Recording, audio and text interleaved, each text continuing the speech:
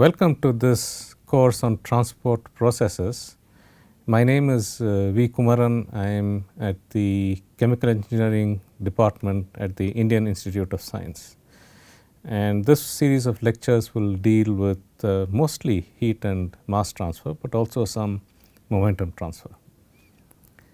At the beginning of the course, it is useful to go back and try to explain why we need to learn transport processes, how it is useful for us, what exactly we will be learning, and how we will be going about analyzing these processes. So, first,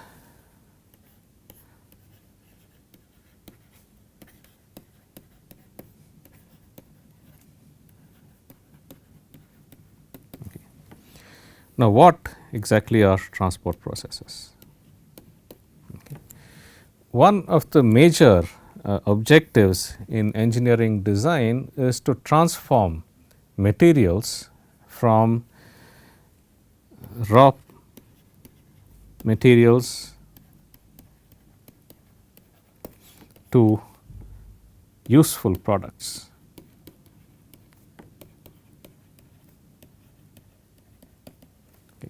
That is what many of the processes that we use aim to do, to take materials that are raw and then to convert them in some way into useful products. Now, this is done by transformations.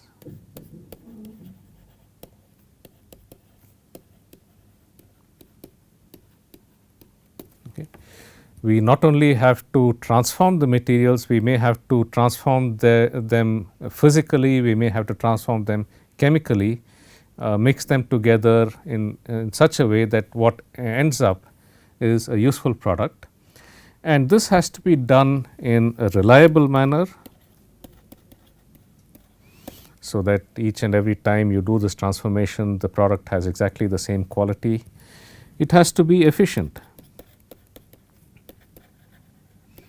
It has to be efficient both in terms of consumption of energy, in terms of consumption of capital, in terms of consumption of materials. Okay.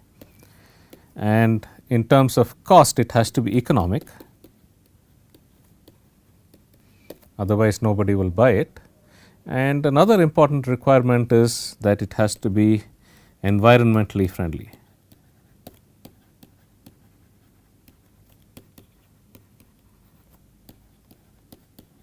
Okay. That is the broad objective in a lot of process industries, to convert raw materials to useful products in a safe, reliable, efficient and environmentally friendly manner. And this transformation takes place by one of two ways, what are called physical transformations and what are called chemical transformations. Okay.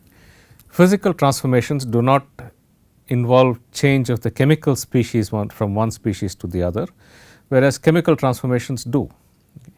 Physical transformations change only the form of the material. Okay. And it could be, for example, it could be phase change, right, melting, boiling, okay, heating, cooling,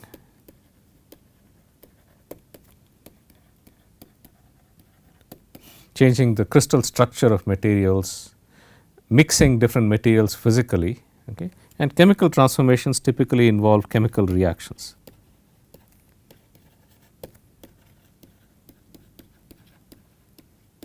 Okay. And each of these involves in some manner the input and output of both materials and of energy. And if you want to accomplish this in an economic efficient manner, you have to know how the heat or the chemical components in these materials are reaching the locations that they need to reach in order for these transformations to take place. Okay. And of course, if you have to do it in an economic manner, you have to use large scale reactors and heat exchangers and pumps and so on in order to effect these transformations, because if you try to do it in many little bits, the cost increases enormously. Okay. So you have to buy, in order to achieve efficiency, you have to effect these in equipment which handle large volumes at a time. Okay. Let us look at some examples of this. Let us say you are carrying out a reaction in a reactor where some material comes in, okay, the reactant, okay, A. The reaction is of the form A going to B, and let us say this is a catalyzed reaction. So, that the catalyst is a solid particle which is catalyzing the reaction between the two the conversion of A to B, and this takes place in a chemical reactor which is usually a big tank, okay, into which the reactants come in and the products go out. Okay.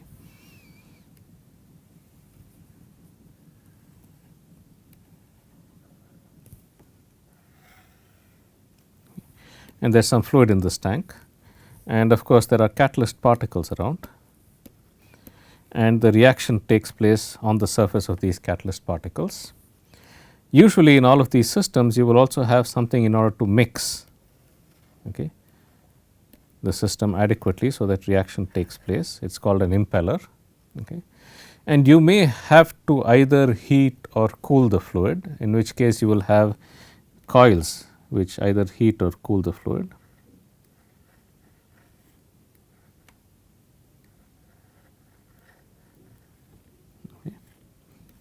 Okay. In order to maintain the temperature, so that you get the correct specification of the product and the correct yield. Now, within this reactor system, it is not sufficient to ensure that the correct amount of A is fed in at the inlet, okay, and the correct amount of B is taken out at the outlet. Okay. Because just because you put in the correct amount of material, it does not mean that the conditions are created within the reactor for the reaction to take place at the correct rate, so that you get the correct yield. Okay.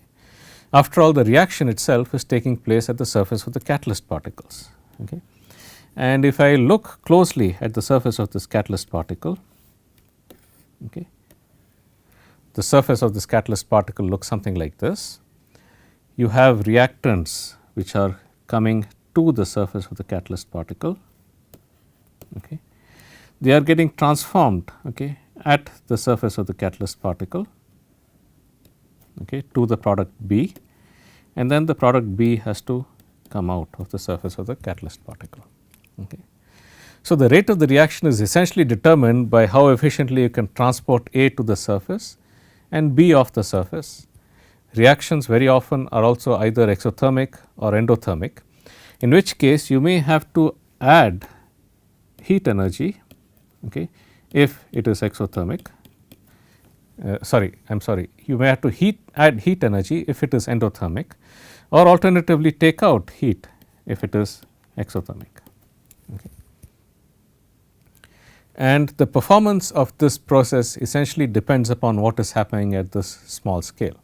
After all, if the reactant does not reach the surface, it is not going to take place. Okay. So, therefore, you have to make sure that there is sufficient, the conditions are such that there is a flux of the reactant to the surface. Okay. After the reaction has taken place, the product has to come out.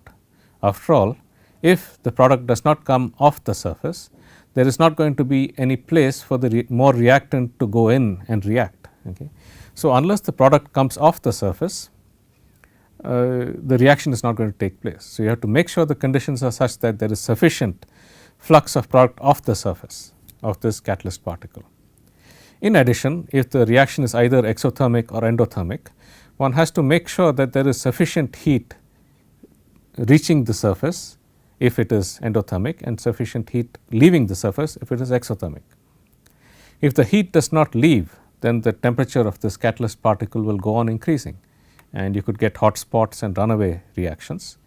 On the other hand, if it is an endothermic reaction, and if the heat is not supplied to the surface, then the temperature will decrease as the reaction absorbs heat, and therefore, the reaction rates will decrease, and once again the performance is not the desired performance. So, Ultimately, the performance of this reactor depends upon what is happening at the small scales, the transport and of reactants to the surface, products of the surface, heat across the surface. In order to increase these transport rates, okay, you are using an impeller to mix, okay, the material. And this impeller of course can generate a larger fluid flow across the catalyst surface. Okay. Okay, this impeller will, because it is mixing this fluid as the across the catalyst surface, it will generate a flow of fluid, okay, with some velocity. Okay. And thereby it will help in bringing the reactants and products to and from the surface. Okay.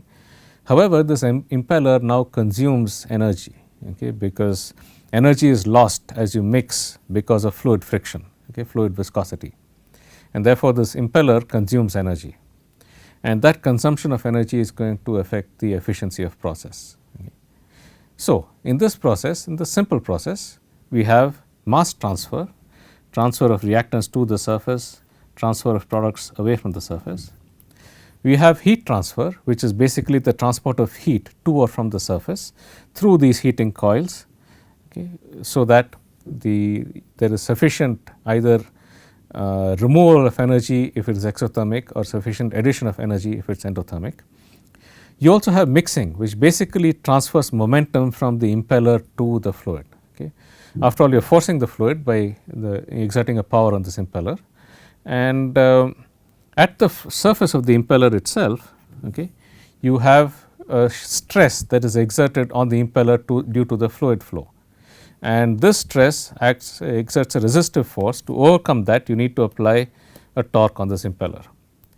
Stress, force per unit area, it is the rate of transport of momentum, momentum transferred per unit area per unit time. Okay. Just as the mass flux is the mass transferred per unit area per unit time, or the heat flux is the heat transferred per unit area per unit time. In this case, this is the momentum flux per unit area per unit time. Okay.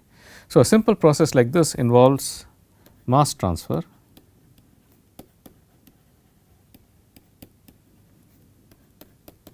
heat transfer, and momentum transfer.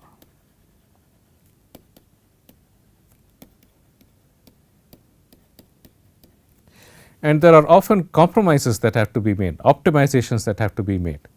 You might think that if you increase the flow velocity enormously, there is a lot more of fluid flow across the surface, and therefore the transport mixing is more efficient, the transport rates increase. However, as you increase the velocity, you also have to exert more force on the impeller, and that adds to cost and to fuel costs and to environmental costs. So, these kinds of optimizations require a very good knowledge of what is happening very close to surfaces. Okay. Let us take another example, which is a heat exchanger.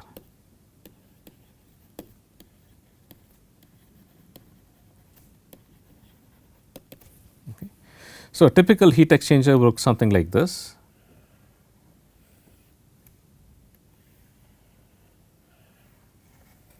There will be a shell, there will be a tube going through.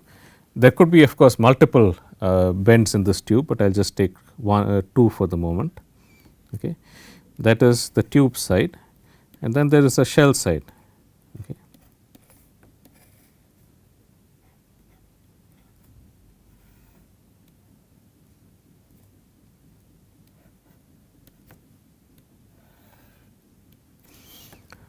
So, what could happen in a typical situation is that you have hot fluid flowing in to the tube. Okay. This fluid is cooled down, and this acts to transfer heat to a fluid that is on the shell side. Okay. So, this is the shell and this is the tube. Okay. So, this acts to transfer energy to the fluid on the outside. And heat exchangers are used quite often. They are often required in order, because very often you may have a hot product stream which has a lot of energy in it, thermal energy, and you could increase the efficiency of your process by transferring that to an inlet stream which is cold, because if you do not use the product stream, you would have had to burn fuel in order to heat up the inlet stream. Rather than do that, you can make use of the excess energy in the product stream and use that in order to heat up the inlet stream. And so, there is an environmental angle as well to this, because this enables you to conserve fuel, and conserving fuel is good for the environment.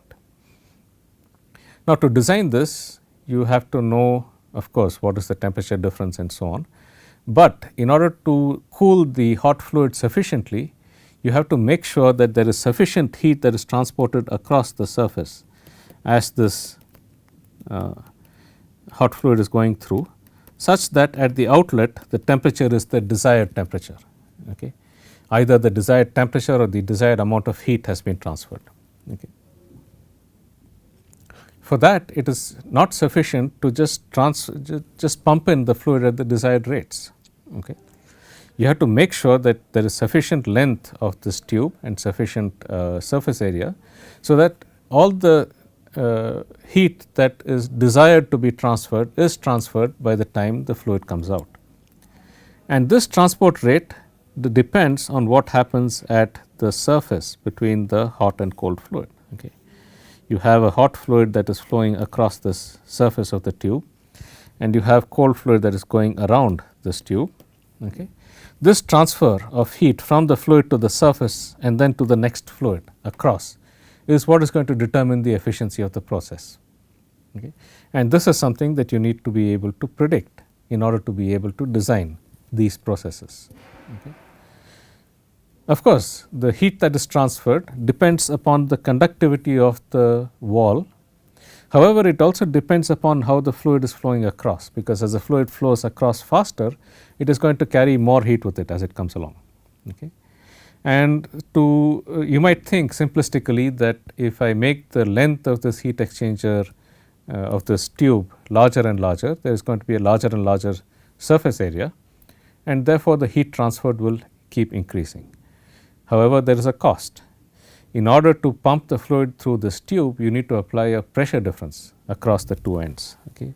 So, across the two ends of the tube, you need to apply a pressure difference, okay, in order to pump the fluid.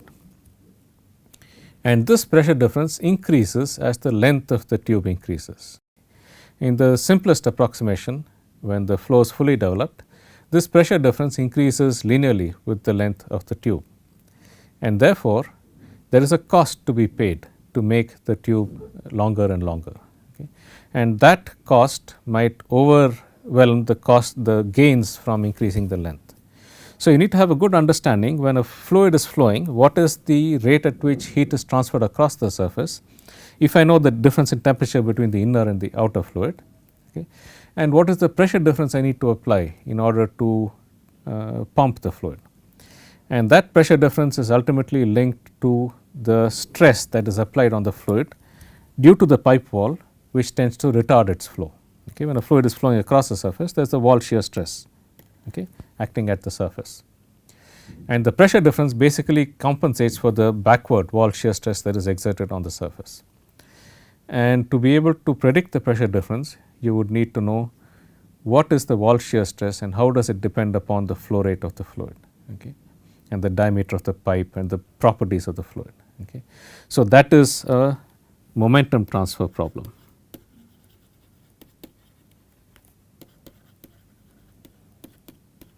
Okay.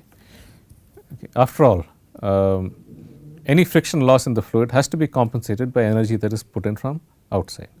So, this simple heat exchanger problem contains in it two problems. One is that of heat transfer across the surface, but this is intricately linked to momentum transfer as well, because that has to tell you how much pumping you need to exert in order to transfer, in order to achieve the desired flow rate. And of course, for the heat transfer problem, you need to know for a given flow rate or a fluid velocity, how much heat is being transferred across the surface given the temperature difference and the properties of the two fluids. Okay. So, as I said as in the case of the previous example, in all of these cases, the efficiency of the large process depends upon what is happening at each individual patch of surface, okay, along the surface of the tube. And given the local conditions, if you can predict what is the amount of heat transferred at each patch, what is the stress exerted on each patch, and then add it up all together, you will get what is the what should be the heat transfer rate and the pressure difference for the entire fluid. Let us take one more example. Okay, so this is an example of a spray dryer.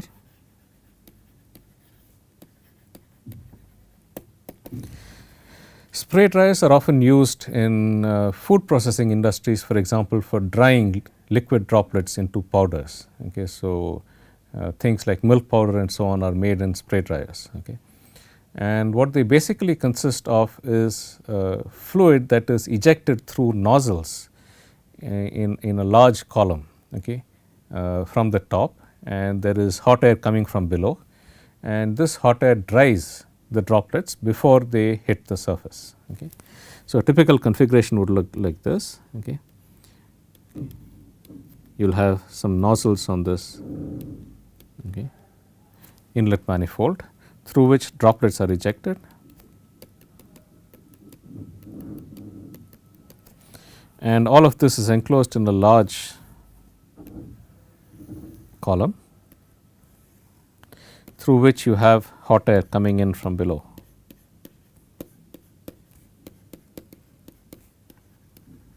Okay. These droplets are typically of the order of 100 microns in size, in diameter, okay, about 0.1 millimeters in diameter. If you need still smaller droplets, there are nozzles cannot be used, you have rotating discs which spray the droplets.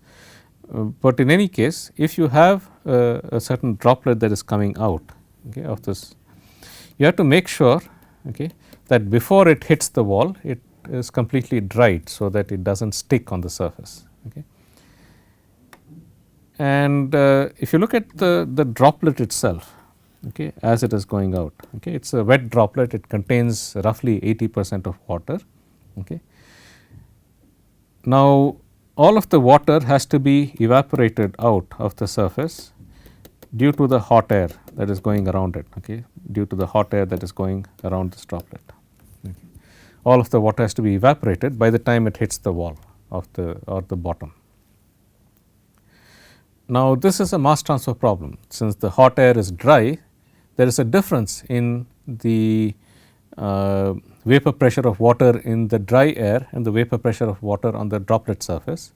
That acts in order to evaporate the moisture and therefore dry the droplet through a flux of moisture that is coming out. Okay.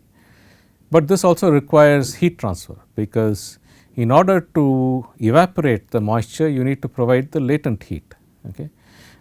This latent heat is provided by the hot air. Okay. This latent heat that is required to evaporate, okay, the droplet is provided by the hot air.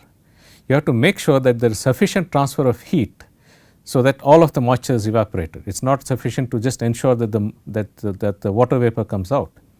You have to also ensure that there is sufficient supply of heat so that it compensates for the latent heat of all the moisture that is within the droplet, so that all of the moisture can be evaporated. Okay. And there are often design constraints in things like these. If you are using food products, for example, the temperature difference between the droplet and the outside air cannot be more than about 40 degrees, because at higher temperatures the food will spoil. Okay. So, there are constraints. Working within those constraints, you have to make sure that there is sufficient heat that reaches the surface of this droplet, and you have to make sure that the moisture comes out, it evaporates, and there is sufficient flux of moisture out of the surface so that the droplet is completely dried. There is one other thing that is also important, and that is that you have to know how long it will take for a droplet to hit the surface or hit the bottom. Okay. This droplet, of course, is being exerted by two forces. Let me just think that.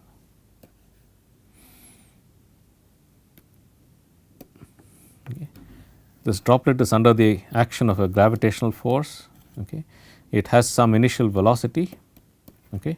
And you have to be able to predict how the velocity changes as the droplet is coming down. okay, because in addition to the gravitational force there is also the air around the droplet, and that air will exert a drag force in the direction opposite to the motion of the droplet. Okay. And the combination of these two forces, the gravitational forces and the drag force, will decide how long it takes to travel a certain horizontal distance and how long it takes to travel a certain vertical distance. Okay.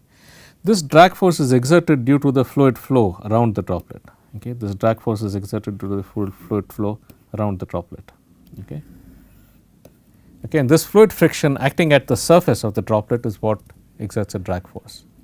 So, the fluid flow is exerting a stress on the surface of the droplet because it is flowing around, and this stress is what slows down the droplet. Therefore, I need to know what is the stress exerted on the droplet for a certain fluid flow around this droplet. Stress, as I said, is the rate of change of transfer of momentum. Okay. And this rate of transfer of momentum is a momentum transfer problem. So, this example once again contains all three. It contains mass transfer, heat transfer and momentum transfer in order to be able to predict what are the dimensions of the tank that I need to design, what is the velocity with which the droplet has to be ejected, okay, in such a way that the droplet dries completely, okay, before it hits either the wall or the bottom. So, what I have tried to explain to you here is that the efficiency, the economics, the environment friendliness of a large process depends upon what happens at the microscopic scale. Okay. So, basically in order to be able to design this, I need to know the microscopic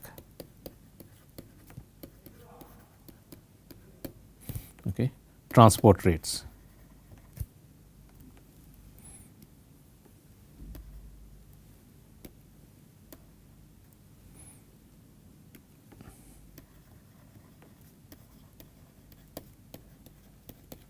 Okay, in order to be able to design processes. Okay.